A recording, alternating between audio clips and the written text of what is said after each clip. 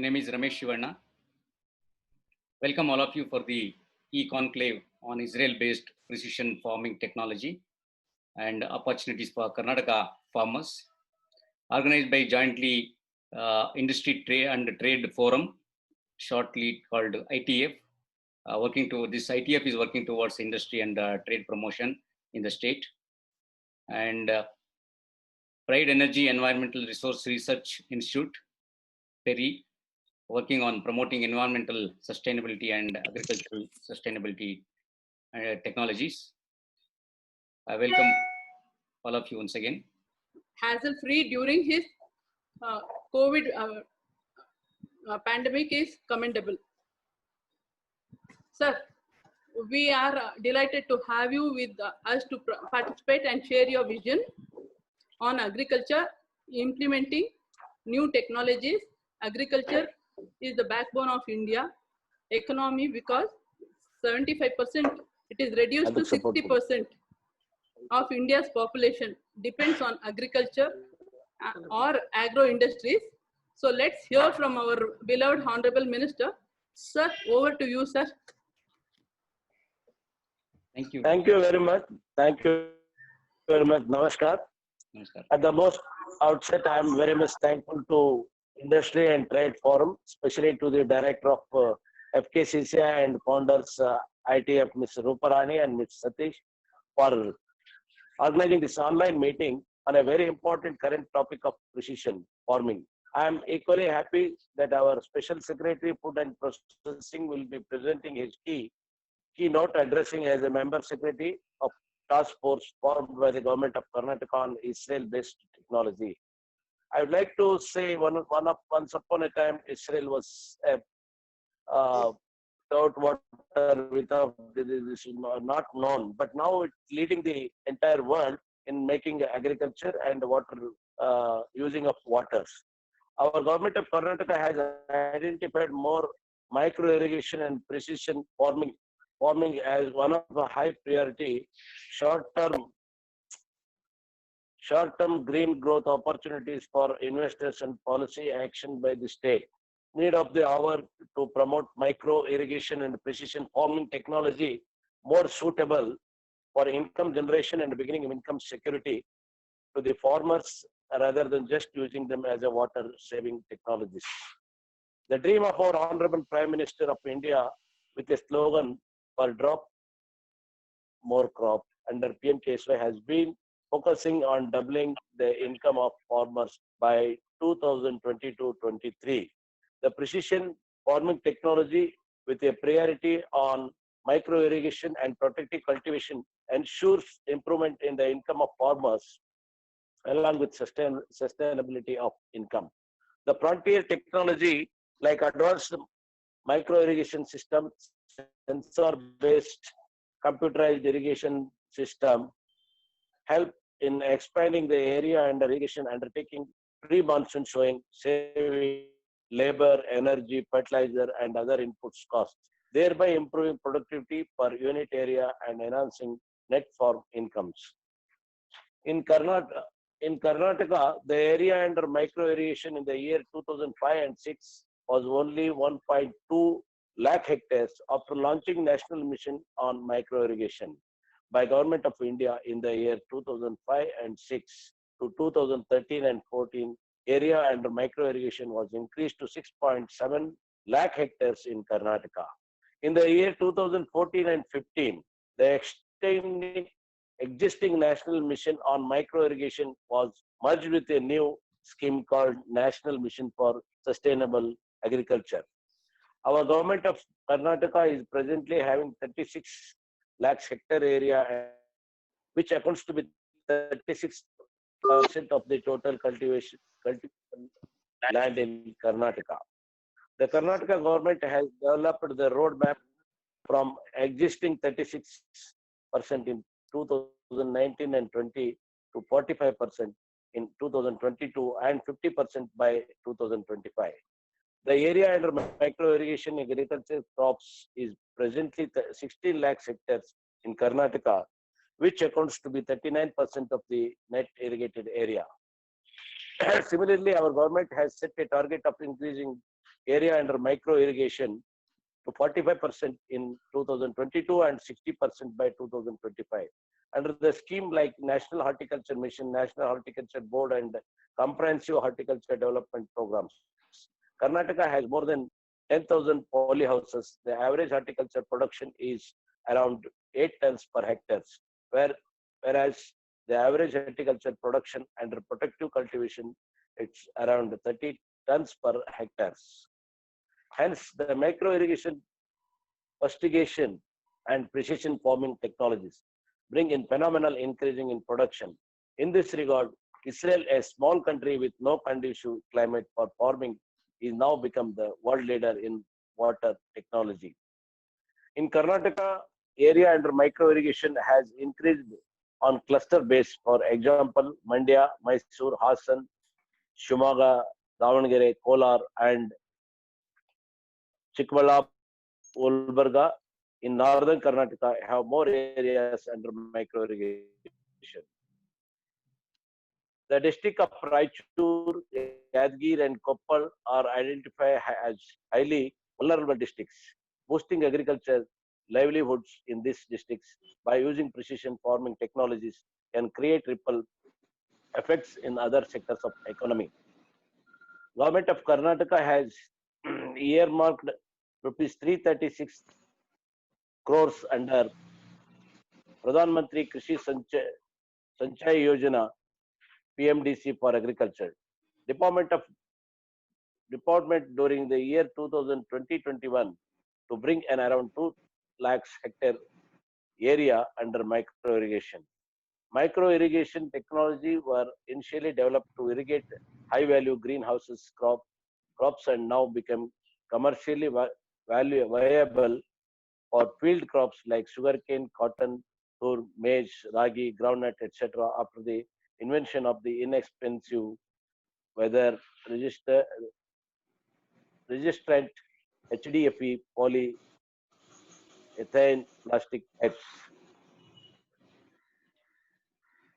Government of Karnataka, in collaboration with the Government of Israel, has established a Center of Excellence on pomegranate at Bagalkot, vegetables at Dharwad, and mango at Kolar. With these views, I now request our Special Secretary on Food Processing and Post-Harvesting Technology, Sri Manoj Ranjan, to deliver his keynote address. Thank you all. Thank you, sir. Thank you very much for your presence and addressing all of us. And now I would request. Thank you. I would request Satish to come on unmute and give your observation quickly. Hello, namaskara. I join my host Ruparan Madam and Mr. Shivana to become our Chief Minister of Agriculture, Patel sir, and our keynote speaker, Mr. Manoranjan sir. Our dignitaries, District Minister for Department of Agriculture, our distinguished speaker, Mr. Sharan Angri, and our former Special Secretary DUK, Dr. Vasant Kumar. Sir, as our Madam expressed, agriculture is the backbone of Indian economy. Now, agriculture farming is also becoming a business. Is no more agriculture is not a farming and business. Now, everyone is directly or indirectly, we have interacting with somewhere or other with the farm sectors and agriculture farmers. So, as our Madam already expressed, our dependency, our people depending on the agriculture, has been reduced 70% to 65%. Earlier, the contribution of GDP through agriculture, which was 26%, now has reduced even to 17%.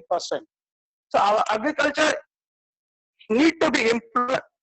So as you know that our population 2040 will be around 1.5 million.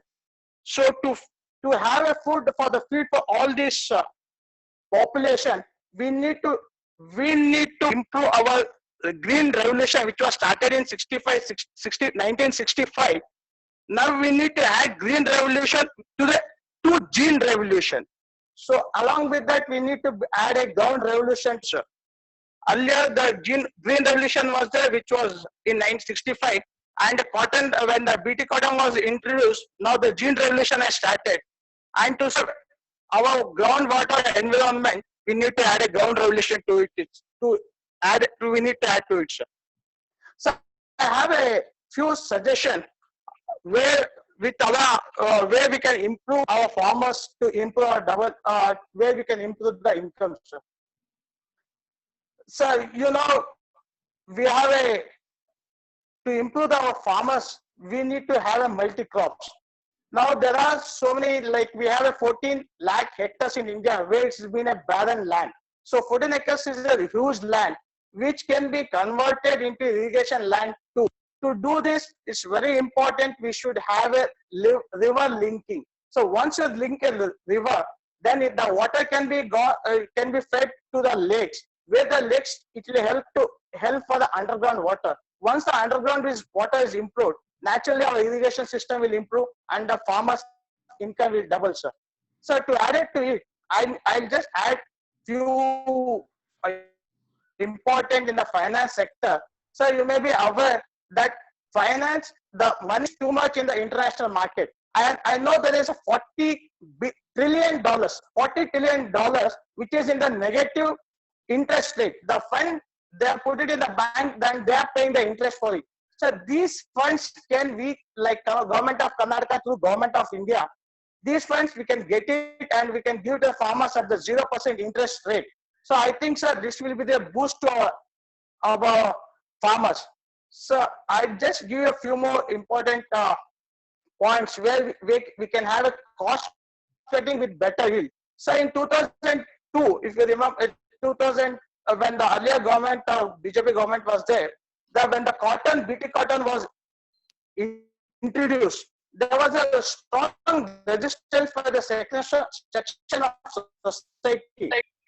So even after having a long debate introduced, so I think here also from the district of India, now they are using the BT cotton. So as a trader and a manufacturer, I know in 2002 production was 100 lakh bales in all over India. Now our production is 330 lakh bales. So this is just with the implementation of scientific approach. Now the farmers, especially cotton farmers, are really happy, and even the income, our Indian income, and even our export has been improved, sir. So next time, what I feel is a oil seeds, sir. Oil seeds which we are importing. Already we are importing $10 billion worth of import we are doing with a 15 tons of edible oil. So and now from past 3 years, we are also importing animal feed, which is like sunflower cake and other soybean cake, which we are used to be an exporter 3 years back. So now the green revolution, we need to have a oil seeds which need to be improved. So for this, we have to give a good support with all the best yielding crop. So to improve the yield, I have a few suggestions. Shri Manoj Ranjan currently is a commissioner, Karnataka Disaster Management Authority, and is the special secretary to Government of Karnataka in food processing. He also serves as a mission director of Israel Technology based integrated farming mission in the agricultural department, and managing director and CEO of Rashtriya E-Market Service Private Limited. Shri Manoj Ranjan to take over this. Thank you, Ramesh. Sir, a very good evening to Honorable Minister B.C. Patil Saib. He was very crisp in his talk. In fact, he laid out the macro plan. Karnataka Sarkara ಏನು ತನ್ನ ಒಂದು vision ಇದೆ ಅಂತ ಹೇಳಿ ಯಾವ ತರ we need to go into micro irrigation system. Very crisply, the Honorable Minister. I thank the Honorable Minister for this wonderful introduction. I also thank the organizers of ITF for formulating such a kind of concept where we can talk about what is the government of Karnataka's vision in irrigation, agriculture in specific, and more importantly, I was told that we have a lot number of entrepreneurs from the industry who are looking at what opportunities lies in this sector. So I will frame my talk in two areas. The first area, I would like to talk about what is this Israel technology-based farming, how is adoption of this technology into Karnataka, and how Karnataka farmers would likely be benefited by this vision of the government of Karnataka. Then I will open up the various opportunities which lies for entrepreneurs to enter into this agriculture sector. So ee ರೀತಿಯಲ್ಲಿ I will speak in two areas. So Israel ಅಂತ ಹೇಳಿದಾಗ ಕಿವಿಗೆ first ಬೀಳೋದು ನೀರು. So we all know that water is a critical input for agriculture. We also know that the water availability in the agriculture sector is declining.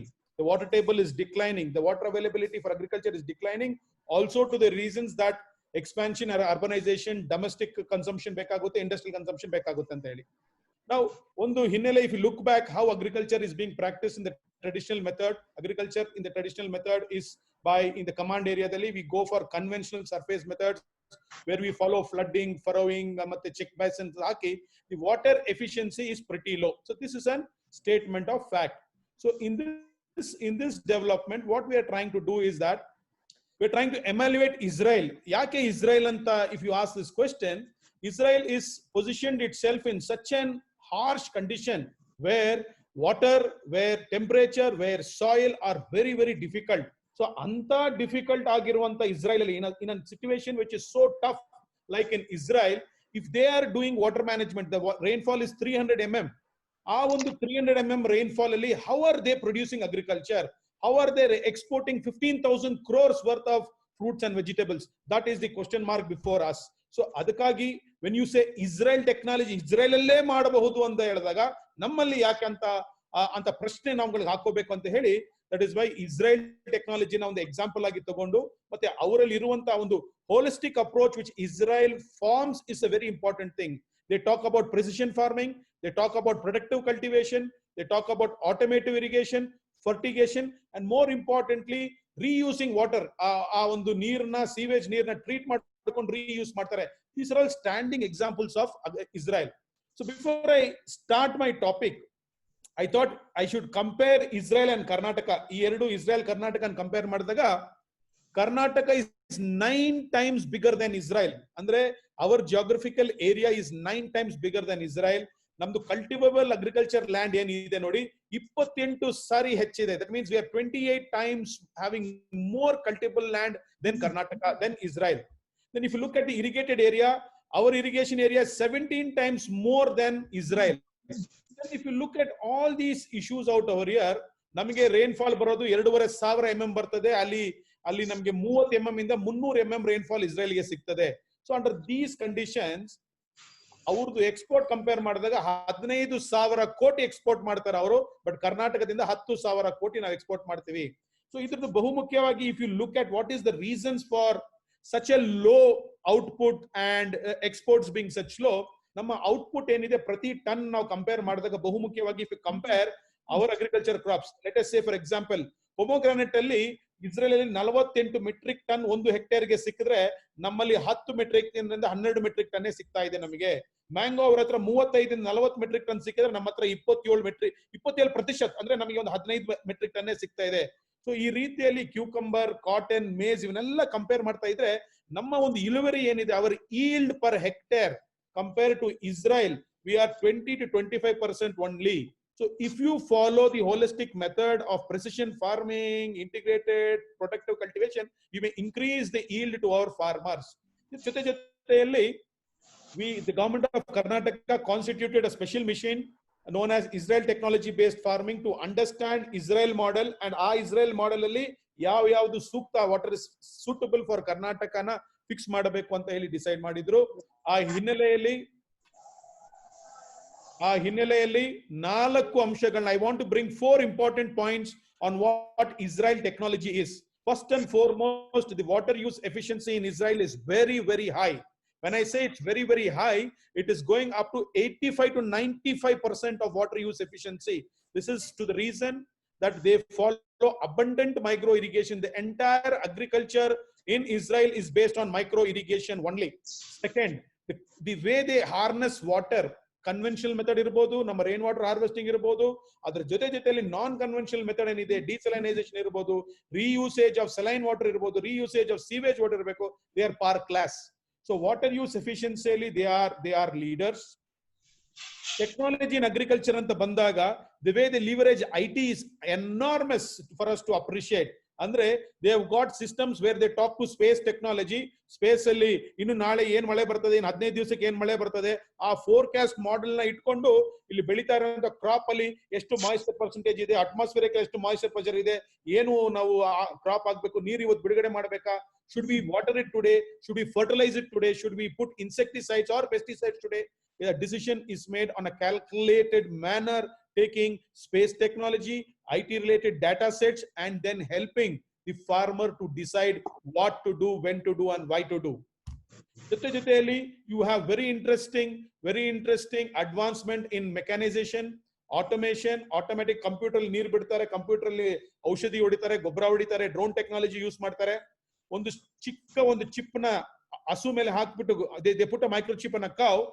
Based on movement of the cow, they say whether the cow is healthy or non-healthy, whether it is estrus cycle has started, do they have to artificially inseminate it, milk production ಆಧಾರದ ಮೇಲೆ they monitor. That means they are using information technology, they're using sensors, they're using whole lot of data sets to do efficient agriculture, dairying, etc.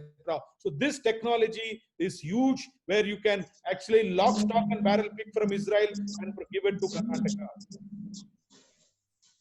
Next ನೋಡಿದಾಗ innovation ಅಂತ ಬಂದಾಗ ಈ community farming, marketing ಒಂದ್ ಕಡೆ ಇಟ್ರೆ, protected farming, mulching ಮಾಡ್ತಾರೆ. Mulching ಮಾಡುವಾಗ there is protection to the animal, to the plant, there is moisture retention, there is weed, there's a lot of host of benefits. So ಈ ತರ innovate ಮಾಡ್ಲಿಕ್ಕೆ aeroponics, hydroponics, protected farming, they are leaders. So the point I'm trying to tell this gathering is that we must now try to adopt that the water availability to agriculture is reducing by the day. Water availability is reducing because of other associated industry and domestical requirements are going up. We need to come up with innovative methods to do agriculture. It was told that 65% of the population in Karnataka are directly dependent on agriculture. Now it is for this gathering. This gathering has university vice chancellors, it has academicians, it has researchers on one side, it has industry people, entrepreneurs on one side, it has farmers on the other side. So it is this group, this gathering, which should now come up to say that how agriculture should happen, what was the problems the traditional agriculture was facing, and how induced agriculture can be the solution. When I say induced agriculture, precision farming is going to be key. So precision farming is the management of arable variabilities. It can be soil, it can be moisture, it can be pest, it can be your seeds, etc. Such that if you can do precision farming, you can give better economic returns to your farmer. For precision farming, the mantras are 5 R's. The right input, right time, at the right manner, the right quantity, and right place. I repeat, right input anta helidaga, what seed, when are you putting it, what fertilizer, when are you putting it, what water, what is the right way of putting it, when do you put it, what is the manner of putting it, what is the right quantity. In fact, if you look at traditional agriculture, ನಮ್ಮ grandfather was throwing seeds like this, fertilizers like this. I will do the same thing. ಒಂದು ಹೆಕ್ಟೇರ್ಗೆ 2 ಚೀಲ ಹಾಕಿದ್ರೆ ಒಳ್ಳೆ ಇಳುವರಿ, ಅದು ನನ್ನ ತಾಕತ್ ತೋರಿಸುತ್ತೆ. Those things are gone. Now you must talk about very clear measuring matrices. ಈ ಮಣ್ಣಿಗೆ ಈ ಗೊಬ್ಬರನೇ ಸಾಕು, ಈ ಮಣ್ಣಿಗೆ ಈ ಒಂದು ಕಮಾಡಿಟಿಗೆ ಇಷ್ಟೇ ಸಾಕು, ನೀರಾವರಿ ಇಷ್ಟೇ ಸಾಕು, ಈ ಸಮಯದಲ್ಲಿ ಮಾಡಿದ್ರೆ ಸಾಕು. So we must move into the era of precision farming, and today technology is going to be a strong backbone if precision farming has to happen, because technology can store, retrieve, and help in decision making process. So in this opening remarks, I should say that the challenge before the government of Karnataka and between you and us is that we are moving, and we need to move from traditional method of irrigation to an innovative induced agriculture system, such that micro irrigations are there, fertigation is automated, mechanization is there, post harvest ivella navu tarabekagidre, ಬಹುಮುಖ್ಯವಾಗಿ knowledge transfer to the farming community through various innovative method is the key. I repeat, knowledge transfer to the farming community through various innovative methods is the key. In this direction, the objectives which the government of Karnataka has put before itself is that hege namma water use efficiency currently from whatever percentage, 35-40%, how can we take it to 85-90%? So higher water use efficiency is the first agenda. Second agenda is that how do I make our farmers adopt good agriculture practices, scientific practices, induced agriculture practices. That is our second agenda. The third agenda would be how do I enhance the productivity. Today I said compared to Israel on an average, we are 25% of 25 to 30% of Israel's average production per crop. So how do we increase it? How do we bring it to 75, 80, 90 and cross even 100%? Another agenda before the government is that for small holding farmers, how does he come up with integrated farming system? Integrated farming system is a circulatory system where you have agriculture, sericulture, dairy, farming, oil seeds, fruits, vegetables, such that economy is throughout the year provided to the farmer. Similarly, nutritious food is given, and then he has whole set of animals, cattle, etc. supporting him. Then another agenda before the government is more area under irrigation. And lastly, but not least, water security. And all these 5 agendas must lead to farmer getting an higher income. With this agenda in mind, very clearly, when I said that capacity building and information dissemination is the key, Government of Karnataka moved very strategically. It moved to all the universities of Karnataka. And at this point of time, I must salute the universities that they joined hands. And today they have come up with 5 key areas. The first key area is that if they have to demonstrate to the farmers on good agriculture practices, they must show the farmers. Now, to show the farmers, the concept of demonstration plots has come in place. A demonstration plot would be around 2 acres to 5 acres. It will go up to 10 hectares also, depending on the commodity and the availability of land. We start to go with the district level, Hobli level, Taluk level, and also to lead farmers level. So in this area, when this plot is taken, we will then demonstrate to the farmer what is precision farming, what is micro irrigation, how to use sprinklers, what are good agriculture practices, what is mulching, how do you harvest, how do you tend them, how do you care for them. So all these components will be demonstrated in the demonstration plots, along with usage of rainwater harvesting, then soil management, etc., on these demonstration plots. So at this point of time, demonstration plots hold huge value for private entrepreneurs to showcase their innovation, because we will be bringing farmers to the demonstration plots, and there when they see the huge demonstration plots with new innovation from the government side, from the university side, and from private entrepreneurs, they will start picking up the best practices for themselves. Now, with this demonstration plot, one of the university was given the task to come out with a syllabus for farmer training. So farmer should be trained. What is the right input? How does he manage it, and how is the right outputs? How decisions are made? What is the importance of soil, water, fertilizer, seed treatment? So all these things, one university has come up with a beautiful course curriculum, which will be starting in the coming few months. Then we have training content, which has been formalized by one of the universities, where innovatively audios, videos, caricatures, animation, they are preparing. One of the university has been given a task to come out with good practices manual. This is very important for you to appreciate.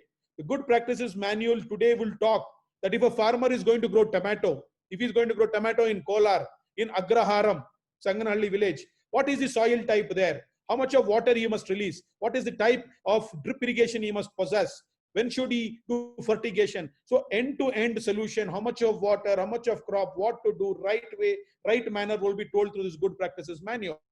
So like this, we have spread ourselves very widely to see that we will be communicating to the farmers. We will be giving them capacity building, knowledge transfer, and supporting them in the journey for precision farming.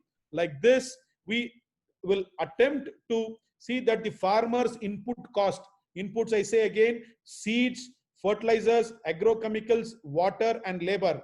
How can we reduce the cost for the farmer?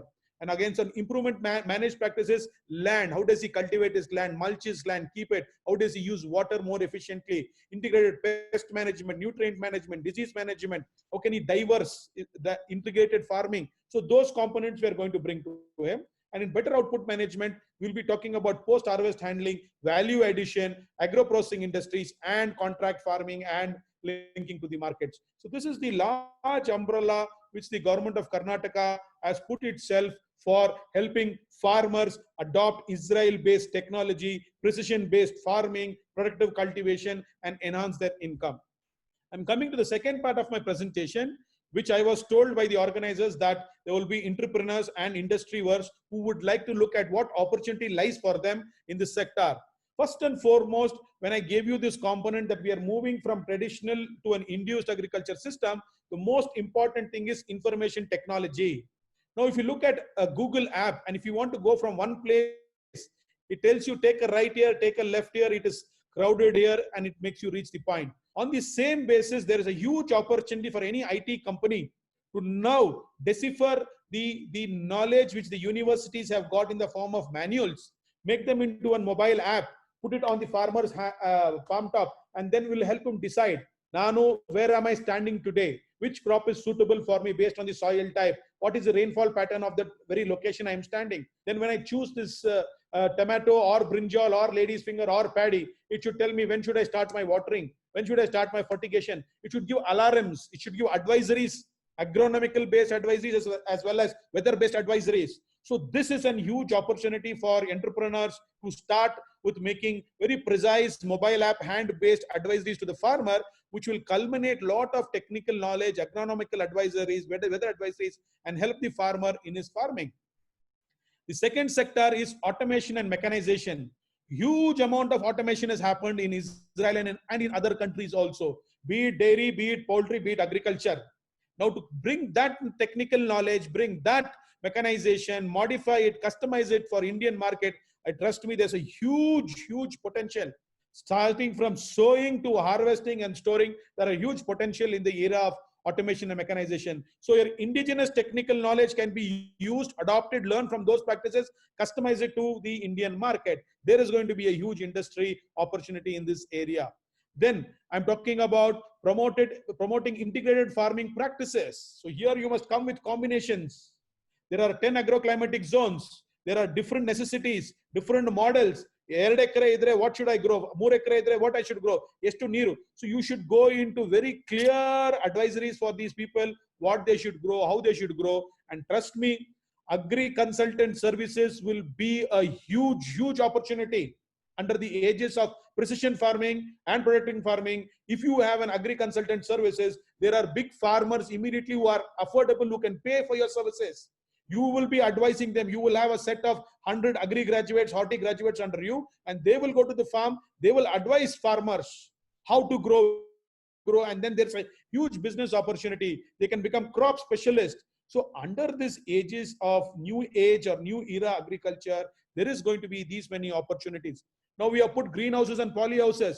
Maintenance of greenhouses and polyhouses, little support, repair is a huge opportunity. So yeah, people who are here should be looking at what is the scope of fertigation, what is the scope of drip irrigation, how do I manufacture green and polyhouses, what is the model for plastic mulching, can I innovate plastic mulching such that disposable plastics are there, it becomes a manure over one use or two use. So these are things which I think the industry must be looking at. If we move towards the era of industrial or Israel technology based farming, then there is a huge business opportunity in each of these sectors where you and the private sector can support this industry. The government can support this industry along with universities. When both hands are joined, the farmer can take a leap jump in his production. So I thought these are my initial comments in the keynote address. I once again thank the organizers and also the wonderful participants who gave me this opportunity to give my views on what is precision farming,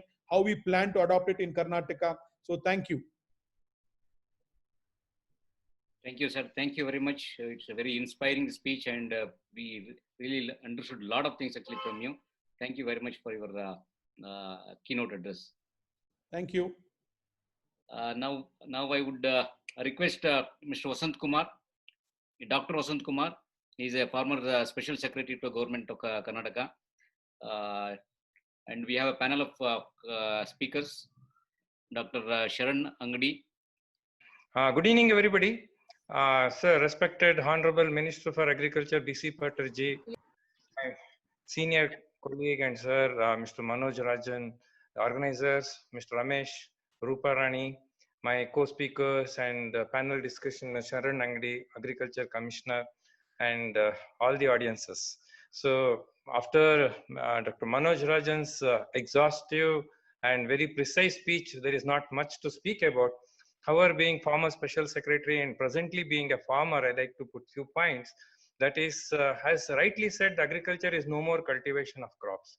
It is, it is producing good food at a in sustainable way using very appropriate resources, and it's also producing quality food. It should meet the customers' standards of requirement, not only in the country but abroad. And once you consider agri as agri business, it is not limited to production. It is reduction in wastage, it is reduction in cost of inputs, it is supply chain management, creation of logistics, infrastructure, technology, inputs, and whatnot. And it has been explained by the keynote speaker very well. And see, with this, what is happening? Challenges are increasing. There are more challenges. Means more challenges means more opportunity. But at the same time, it is required to de-risk the agriculture.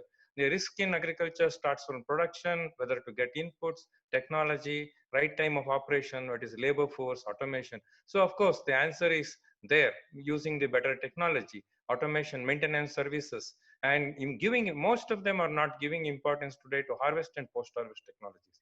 I, as a farmer, this time suffered for want of proper harvesting of mangoes. We all know the technology, but where is the skill force?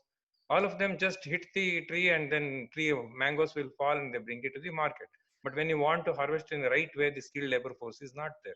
This one example like that, whether we all are getting a lot of equipments, both indigenous and imported, for for a lot of operations, but maintenance is very poor. There are no workshops. All this, it has to be taken care, and all the loose ends are once linked, then the agriculture can go to the next level. That is how, I mean, that means if today we need to look at farming as a different dimension from agri to agri business.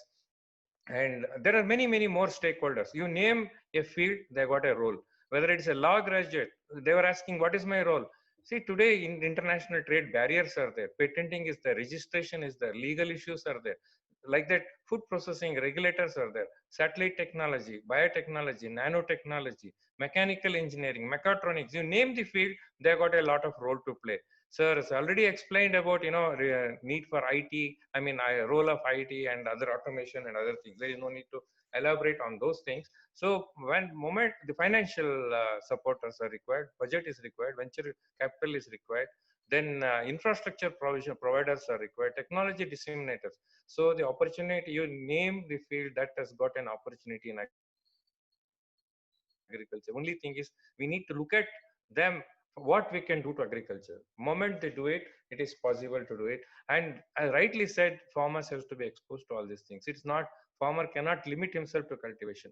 Once he harvests, post-harvest, he needs grading, storing, packing, branding, and with minimum wastage, you should be able to give it to the consumers. So it's farming family, we should go from just cultivation to the next level of practices. That will pave way to the second green revolution. It is harvest, post-harvest, value addition, minimal processing, use of having their own service providers in maintenance of the equipment, manufacture of equipments, consultancy. Of course, moment we go to the next level of hydroponics, aquaponics, aeroponics, greenhouse cultivation, precision farming, integrated farming, dairying in farming, or fish culture, or poultry culture.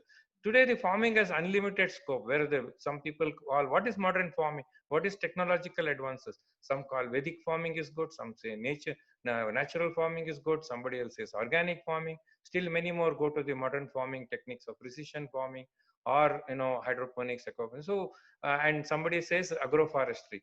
So you name it, depending on the place, situation, farmers, the size of the holding, financial capacity, time, and his zeal and enthusiasm.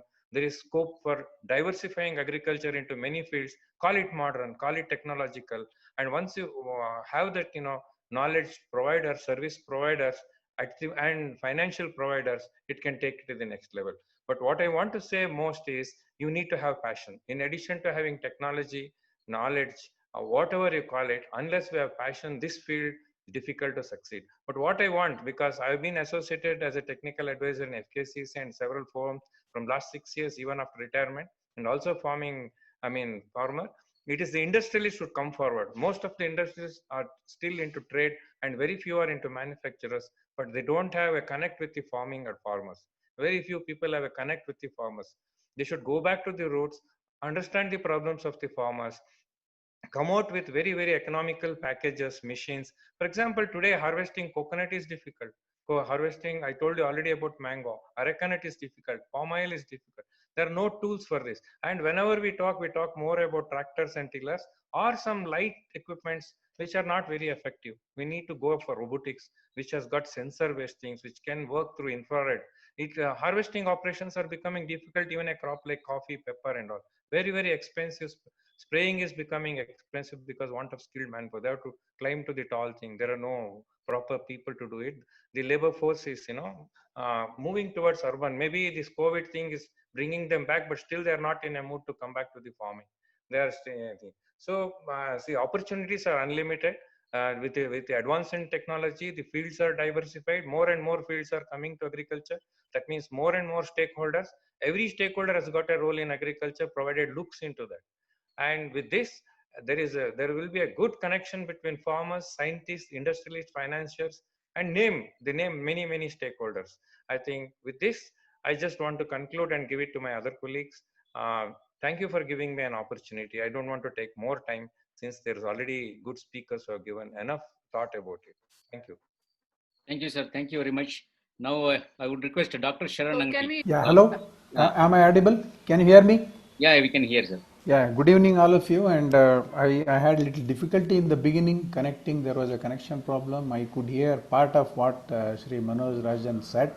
He covered most of the aspects. He specifically described what does precision farming mean. And when I saw the Israel-based technology and precision farming, I went back to my own experience of looking at cereal agriculture. Initially, in fact, as early as 2000, I worked for a public sector for about 15 years. Then about 25 years, I was in private sector. We as a company were selling a pickling cucumber or a gherkin hybrid to an experiment in Kuppam, where the then Chief Minister Chandrababu Naidu, who was from that constituency, he had organized a beautiful experiment. He had pooled farmers about about maybe 100 or 200 and about 300 acres of land they had taken, and they were trying to do it in a cooperative model. That was a very good experiment, and we were trying different crops. As Manoj Ranjan said, there are different crops to be tried, different technologies to be tried. So my memory goes back when I talk of Israel, I went back to that. And then afterwards, I also visited Israel. I worked for a Dutch company, a Netherlands company, where water is plenty. From there, we were trying to develop some hybrids and commercialize them in Israel. Basically, the bell peppers or capsicums, what we call them as. Then we tried to look at the micro irrigation, drip irrigation, and all those aspects, and the mulching, which Mr. Rajan also mentioned. So subsequently, we as a company were adding value to the hybrids. We were basically working on vegetable crop hybrids, but now the concern is environment and sustainable agriculture, minimum use of water, because water resources are very limited and we need to use them very judiciously. So in that aspect, we try to develop crops with resistance or tolerance to biotic and abiotic stress. To simply put it, biotic means the diseases. So initially we tried to develop single disease resistant hybrids, then we went on for multiple disease resistant, fungal, viral, bacterial, we went on adding. So then the example is the Israeli technology was very successfully adopted. I also looked at a farmer in Rajasthan, a desert. And then what really appeals to me is I have been bothered with the limited moisture and very poor soils. Are we able to do agriculture? But after seeing Israel, the whole concept changed. Even in a place like desert, covering the whole area with polythene and bringing water from the sea. Can you imagine using sea water for irrigation? So there in Israel, for the information of the people here, I would like to say, you cannot dig a borewell at your own will and wish. The government controls the Israel water sources. When you dig a bore and you get a water which is of little bit electrical conductivity suitable for irrigation, they bring the seawater, mix it with seawater and then give it to the farmers. This is how the technology works there. So then the one farmer from Rajasthan was sent there. I also spoke to him. He was growing cucumbers. In 6 acres, he was able to earn 1 to 1.5 crores. Initially, he was not even able to do a few thousands from his farm. They do it they call it as a mini Israel. The experiment was very successfully replicated there. Even in India, in Karnataka, Bagalkot, we have what we call as, there is agency known as Mashav. So they were helping the farmers to grow pomegranate. As Dr. Vasant Kumar mentioned, they are also growing mangoes, vegetables, and they talk of high density farming. All these technologies are there, and also Dr. Vasant Kumar mentioned about hydroponics, aeroponics. There is also technology known as vertical farming. All these are very well supported by the IT, that is artificial intelligence, which Mr. Rajan mentioned in his talk about.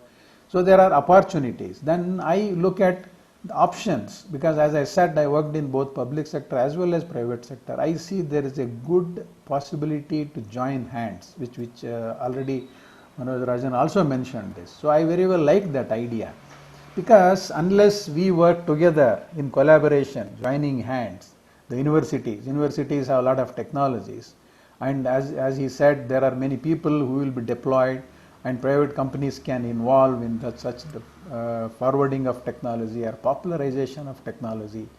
So like Vasant Kumar, I am also retired now, but still I am looking at the options of trying to balance the private and public sector partnerships and see how they can come together, how some technologies can be taken to the farmers, how they can benefit from that. So those are the areas. But then one is the technology is available. What is required, in my opinion, is the farmers must be made accessible to those technologies. Farmers should be able to access those, because many of the people are still not very aware of those. I think rightly it is the small and marginal farmers who are to be given more attention, because big farmers anyway have technologies, they have the know-how, but it is majority of the farmers are small and marginal. They must be reached those technologies.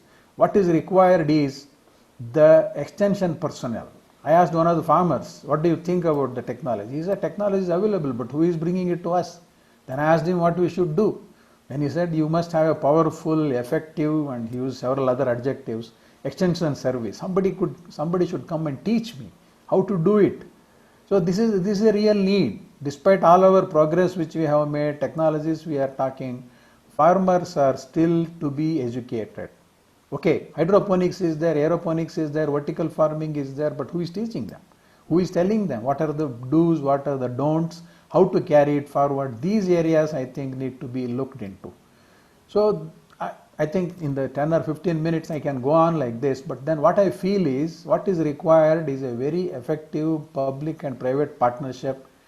They both should open up and join hands in bringing these technologies. Okay, there is artificial intelligence, there is drone agriculture, everything, whatever you talk, it is there now. But then Dr. Vasant Kumar also mentioned, this is the good opportunity provided by COVID. Farmers are back, they have migrated back to their villages. Now is the time to tell them, bring them together, convince them, give them the technologies, and teach them properly what to do, and bring in everything that is possible. Like I mentioned, we used to develop vegetable hybrids with very value-added traits. We are looking at how to reduce damage to the environment, how to reduce use of chemicals. So by disease resistance, we can do that. And then similarly, there are several other things. First, we are looking at yield, then we have quality. We look at what you call as transportability, keeping quality, all these things we are adding. So those have to be integrated. Variety is the basic thing on which you can use every technology. If variety itself is not effective, what is the point? How everything else may not be of very good use. So in summary, what I would feel is there is a need for all these technologies. They definitely can turn around the agriculture. In the days when land is shrinking, water resources are going down, it's very, very important for us to use those resources very, very judiciously without harming the environment. That's when it becomes sustainable. There is a lot of talk, chemicals are being overused or misused. So how to prevent that? Teach them how to do it, and try to involve or integrate technologies where the use of chemicals can be minimized, if not eliminated. It may be difficult, it may not be possible to eliminate it, but it can be minimized. So those are the areas I think we need to look at and integrate the whole thing, bring the technology to the farmer, teach him, convince them, because these technologies, they are as effective as the implementation process goes. Unless the implementation happens effectively, farmer is shown, farmer is convinced, it is very difficult to spread all these technologies. Otherwise, I think technologies are there, but unless they are properly and effectively deployed, I say it again, I think it may be difficult to see the real picture. So those are the few points I wanted to make. I would like to thank FKCCI and organizers for this opportunity to share my few thoughts. And I would like to say here with Dr. Vasant Kumar, in whatever way we can be of help, I would very much be willing to do that. Thank you very much. Thank you, sir. Thank you very much. Now I'd request Mr. Dr. Vasant Kumar to take the questions in the question QA box. In chat box, we have a couple of questions. We can take up a few questions, and we have a few questions to even Mr. Manoranjan also. Yeah, okay. Yeah. Anyway, it is open for discussion. There are many speakers and many experts here who can all join together to answer any specific questions which are related to the new technologies and opportunity in agriculture. If there are any hitches, I don't know whether any other, agriculture commissioner is here or not. I was supposed to give on some government schemes that are there in agriculture. Otherwise, I think we can take up the other questions by the audience here. Sir, the one question is actually, sir, most of the farmers are unaware of the schemes and facilities available to them. They are trying to how we can really get that schemes which is easily accessible to the farmers. How we can educate? That's one question is there. Probably I think a minister or Mr. Or a special secretary from food and there I think you should be able to answer. Our commissioner is there. You could have answered it. I think, see here, it is almost all of these schemes are available on the website, including Ministry of Agriculture, Agriculture Department, Horticulture and all. Maybe some kind of translation and easy dissemination is required, and if it can be made in some applications, farmers are using a lot of applications. Many farmers are members of the dairy societies. If these displays can be made there also, maybe display dissemination is more easier. It's available on website, that much I'm sure. But how the schemes can be educated to the farmers? Farmers will not be able to see on the website. So yeah, they have to. The departments have got their offices and the RSKs, Raita Samparka Kendras, which are at Hubli level. Okay. And yeah, that is one thing. And secondly, maybe the TV dissemination of these schemes can be thought of instead. As there are some times which is meant for agriculture. So maybe more of display in that may be of help. Someone who is in service now may be able to answer it better. My suggestion is, yeah, there are social medias which are in all languages today, which can be made use of rather than they're simply talking about some COVID and other things. They have to spend more time on disseminating knowledge on agriculture, which is not only, I'm not agreeing for 65%, it will collapse, other 20% will collapse if agriculture is not there. What about transportation? What about other logistics? So many things are, and fertilizer industry, tractor industry, pesticide industry, all they have to come under agriculture. It's not 65, it's more than that. So dissemination of knowledge through social media, and they should devote more time to display these things so that farmers can go. There were times when they were, farmers meet and village evening meetings and all. Today, anyway, we are all in web age and web things. So social media is the only alternatives which can disseminate the information to them on the schemes. So somebody is asking about this precision farming. Will it be available in the university level? If it is there in the university level, I think that implementation will be easy. So they are just asking about university level. Secretary Mr. Manoranjan was very clear that there will be more and more demonstration plots and suiting to different models.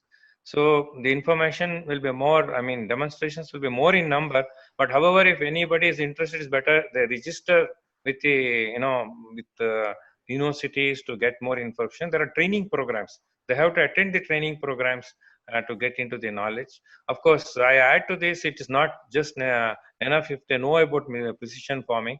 We need people who can put up the structures. We need people who can maintain the structures, who give service, and service providers are required. Financiers are required, venture capitalists are required.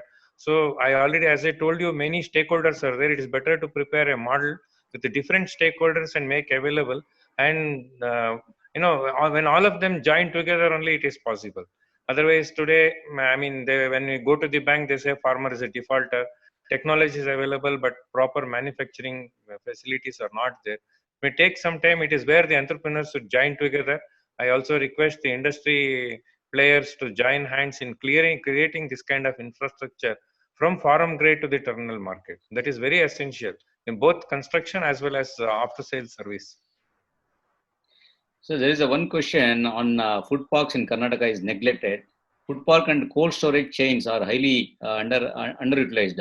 So what are the government plans to transform this sort of food parks? Maybe the present secretary can answer. And since I handled it, I can only say food parks were, I mean, these 4 food parks initial, at least they were pioneers. They were given the land, but to get all the clearances from 1992, even in 2010 only, they got almost many clearances. So that is one reason. But what I feel is, it's not independent. It cannot be a kind of big football ground where food parks have 100 acres will have some kind of shelters and do it. It has to backward and forward linkages have to be created, and all these people require a lot of hand holding. And we who have to utilize the capacity. For example, Malur Food Park is having very specialized packaging services, which is approved by FDA, Food and Drug Administration of US. It is very difficult to get the approval. Once we get approval, international airport is so close. Even today, most of us are not using that facility for exporting to the US, Canada, and other countries. This one small thing, maybe it's not possible to answer in detail, but one of the reason is delay at various levels, right from giving land to approval of the loans, approval of the projects and all.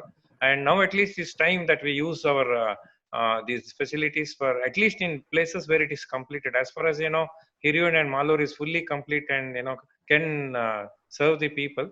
We need to identify the food clusters growing where it's grown, link it to the food parks, and then provide forward linkages. Even for that matter, it's still the business is lying on credits. These food park people who collect the farmers' produce and give it to marketers here, they don't make payment on time. It's taking a lot of time. They cannot sustain. Some kind of discussion on this has to take place, and we have to go forward. I think the present secretary, if he's online, he can answer it better.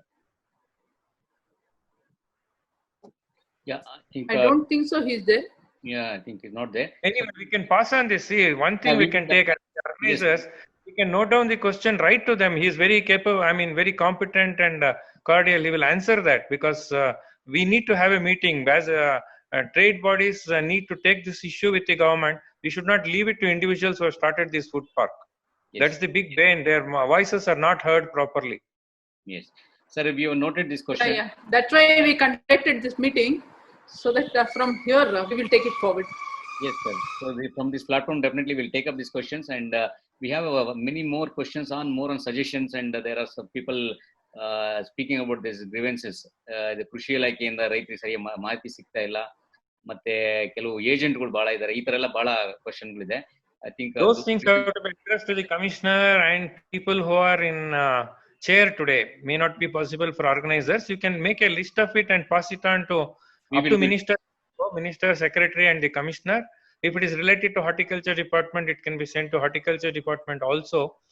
And wherever the questions related to industry going forward, creation of infrastructure, creation of technical service, startups and venture cap, this is where we need to take note, and some organizations to take the lead to create kind of single forum to help the farmers or entrepreneurs to start this thing.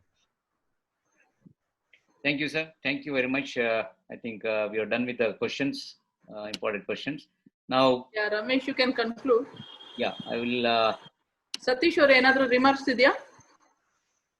A few points. So anyway, the minister, I think we'll write to the minister and also to the commissioner. Just for the information, like as we are more concentration presents on NCL technology. So I think even one of the dean wrote, is it possible to practice in Karnataka? I think Mr. Patil sir has written on that. I think it is possible, sir. When the Rajasthanis can do it, I think we also, Karnataka also, we can do it. Only thing what I feel should be done in every taluk. Once the taluks, in every taluk, government starts setting up, that will be inspiration, that will become inspiration. Inspiration and ಏನಾಗುತ್ತೆ, private partnership ಗೂ help ಆಗುತ್ತೆ. Just to be very frank, ನಾವ್ ಈ program conduct ಮಾಡಕ್ಕಿಂತ ಮುಂಚೆ ಈ ಒಂದು ನಮ್ ತಂದೆ ಎಲ್ಲ ಅಗ್ರಿಕಲ್ಚರ್ ಬ್ಯಾಕ್ ಗ್ರೌಂಡ್ ಇದ್ದು ಸಮೇತ ಅಲ್ಲೊಂದು ಇನ್ಕಮ್ ಇಲ್ಲ ಅಂತ ಹೇಳ್ಬಿಟ್ಟು ನಾವು ಡೈವರ್ಸಿಫೈ ಮಾಡಿದ್ವಿ. ಆಮೇಲೆ ಈ ಪ್ರೋಗ್ರಾಮ್ ಬಗ್ಗೆ ನಾವು ತಿಳ್ಕೊಂತ ಹೋದಾಗ ವಿ ಫೀಲ್ ಈ ಬಿಸ್ನೆಸ್ ಮಾಡಕ್ಕಿಂತ ನಾವು agriculture field is much better. ಇಲ್ಲಿ ಎಲ್ಲದಕ್ಕಿಂತ important this is a tax less field. So only thing no harassment. ಏನಂದ್ರೆ ನಾವು ಅಗ್ರಿಕಲ್ಚರ್ ಮಾಡೋ ಒಂದು ಹೊಸ ಟೆಕ್ನಾಲಜಿ ಇನ್ವಾಲ್ವ್ ಮಾಡ್ಬೇಕು. ಸೊ ಇದ್ರಲ್ಲಿ ಆಕ್ಚುಲಿ ಈಗ ಇಮಿಡಿಯೇಟ್ ಅಲ್ಲಿ ನನಗೆ ಅನ್ಸಿದ್ದು that's what I just wanted to convey to the minister. ಈಗ ಇಮಿಡಿಯೇಟ್ ಅಲ್ಲಿ ಏನಾಗ್ಬೇಕು, ಈಗ ಇಸ್ರೇಟ್ ಟೆಕ್ನಾಲಜಿ ಅಂದ್ರೆ ಅದೇನು we can transfer of technology easy, but implementation ಅಷ್ಟು ಸುಲಭ ಅಲ್ಲ. ಸೊ ಈಗ ಇಮಿಡಿಯೇಟ್ ಅಲ್ಲಿ ನಮಗೆ ಏನ್ ಬೇಕಾಗುತ್ತೆ, ನಮ್ ಫಾರ್ಮರ್ಸ್ ಗೆ ಏನ್ ಹೆಲ್ಪ್ ಆಗುತ್ತೆ. ಸೊ ಲಿಂಕ್ ನಾವ್ ಇಷ್ಟೆಲ್ಲ ಮಾಡ್ತೀವಿ ಅಂದ್ರೆ there is a wastage of water. ಈಗ ನಾವು ವಾಟರ್ ಶಾರ್ಟೇಜ್ ಇದೆ ಅಂತೀವಿ, but wastage of water which will go into the because of floods ಅದು ಇದೆ. So to avoid that we can have a link, a river linkage. That's bada important. A river linkage is at least that can be done immediately. So tam ella suggestion will make sure that we'll write to the government also, and even including animal husbandry and horticulture post management. Idu ನಾವು Vasant Kumar sir ಹತ್ರ ಮತ್ತು ಅಂಗಡಿ sir ಹತ್ರ suggestions ತಗೊಂಡ್ಬಿಟ್ಟು we'll follow it up and we'll have a few more sessions. I wish all our participants will join back, and we can have one exclusive session with Manoj Ranjan, so he can have a broader vision. He can give a broader vision on implementation. So there are what said was what all necessary, and implementation issues are there. So those issues we'll collect it, and next time we'll make sure we'll have a separate session for. So thank you one and all. We'll wish you see you soon, sir. So over to Ramesh, sir. Thank you. Can have a conclude. Thank you very much, Satish.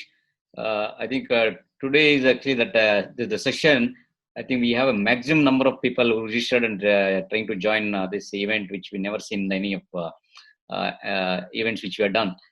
And I'm sure the participants in this webinar are excited about the increasing their knowledge of new practices and methods which all the panel speakers mentioned today. And agriculture in Israel is about farming in extreme condition, and in arid and semi-arid land, the use of water in an efficient way is important to us. And just as adopting a new technology, confronting climate change, and offering a new products and varieties to the market, precision farming is a goal-oriented and hinges on the advent of the information technology, affordability of key technologies, and ergonomic knowledge of the crop management strategy and system. And precision farming is a cropping system, and therefore we should not too preoccupied with the technology, but listen to the management's need and devices. So that's what we understood from the Manoj speech, and improve and match resources and agricultural practices with the soil and crop requirements for efficiency and high productivity. Precision farming also requires better and more progressive managers to implement and ensure its success. So agriculture is a market driven. Farmers first look at the market and then at the crop. Exporting techniques are also is very important for the farmers. And another issue is of adopting innovations in agriculture, which is hard but makes a lot of sense. So this is what I think we understood from the panel. So I take this opportunity to thank Honorable Minister of Agriculture, Shri B.C. Patil, for taking out his valuable time in this pandemic pressure and addressing all of us. And he was staying a long time in this today's the conference. And thank you very much, sir. Thank you very much for joining and addressing all of us. And I also thank Shri Manoj Ranjan, Special Secretary Food Processing, for giving a wonderful knowledge on Israel-based precision farming technology. He has extensive knowledge on that. I think we should really make utilize of him again meeting, and I think our platform should really work with him. Thank you very much, sir, for joining and giving such a wonderful knowledge on precision farming. And I also thank Dr. Sharan Angadi. Thank you very much, sir, for your wonderful scholarly inputs in the farming. And I thank Dr. Vasant Kumar, our former Special Secretary to the government, for moderating and wonderful panel today. And he is in fact a passion. He has a passion on the agriculture, so which we keep on talking about that. Thank you very much, sir, for being here today and addressing all of us. I thank all the organizations partnered with us for the today event Federation of Women Entrepreneur, Rotary Green Park, and the organization India Trade and India and Trade Firm. So, and its founders Ruparani and Satish for joining the initiative to organize jointly with Pride Energy Environment Resource Research Institute, Perry. And I thank all the participants who are there in the Zoom call, and many of the people are watching on Facebook. I thank everyone for joining for today's this panel discussions and the conference. Thank you very much. Thank you one and all.